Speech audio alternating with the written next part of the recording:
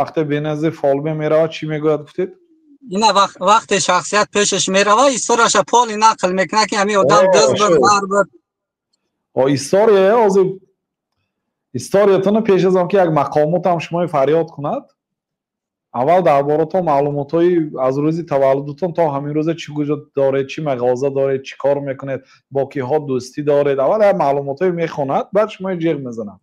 بعد میگه که میگه فلانی که دی چایخانه میشینیم، فلانی که دی فلان جا میری، فلان کارای میکنه، بعد دست و پای شما میلرزد که واه این درباره من قدم معلومات میده. هیچ گپی نداره، چیزی گذشته داند. او جنی فالبین و سحرگر رفته معلومات های از جن شما میگیرد. هر یک آدم جن دارد.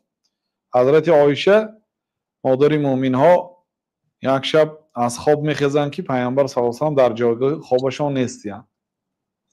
بعد میبرن کوچه و کافتن پیامبر صلی الله علیه و آله میرن که میبینن که پیامبر صلی الله علیه و آله اهل قبرستانی بخیر و دعا دارند.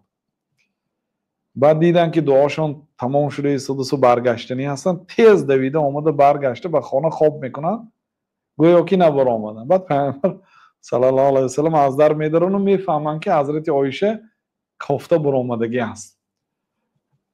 بعد میگن که ها عایشه شیطانت نماند، میگن شیطانت تو رو نماند که آرام خوابی. یعنی شیطانش وسوسه کرده، گفت که پیامبر صلی الله علیه و سلم به نزد دیگر زناشان رفتن، گویا که در نوبت این زن به نزد دیگر زن رفتن گویا.